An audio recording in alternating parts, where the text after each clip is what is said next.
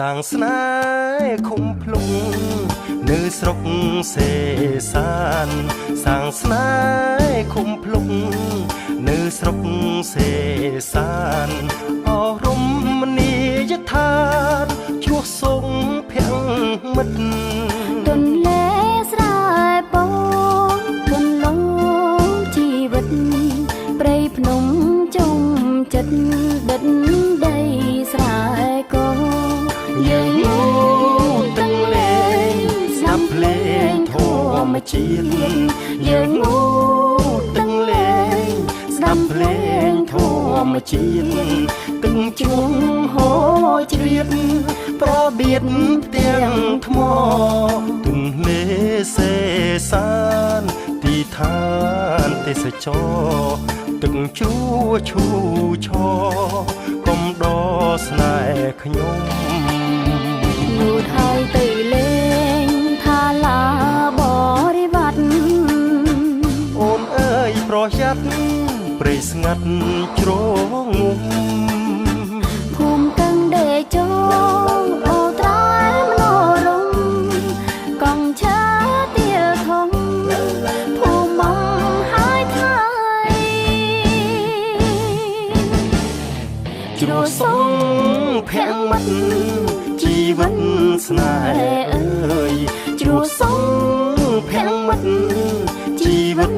ស្នេហ៍អើយសូមអរគុណហើយបានជួយដឹកដៃជួបស្នេហ៍នៅជ្រុងព្រោះមាននិស្ស័យស្ទឹងត្រែងថ្លើមថ្លៃចងដៃ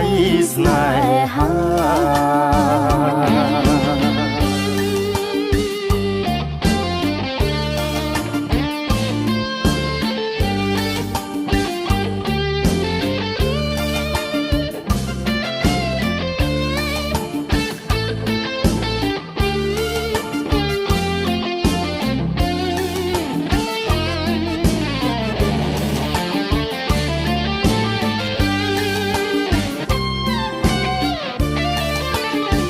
លូតហើយទៅលេ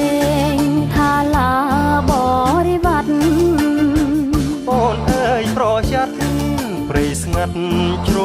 ងំភូមិកឹងដេជោអូត្រែមនោរម្យកងឆាទៀលធំភូមិមកហើយថៃជ្រោះសងភាំងមិត្តជីវិតស្នេហ៍អើយជ្រោះសងភាំងមិត្តជីវិតស្នេហ៍អើយសូមអរគុណហើយបានជួយដឹកដៃជួបស្នេហ៍នៅជ្រុងព្រោះមាននិស្ស័យស្ទឹងត្រែងថ្លើមថ្លៃចងដៃស្នេហា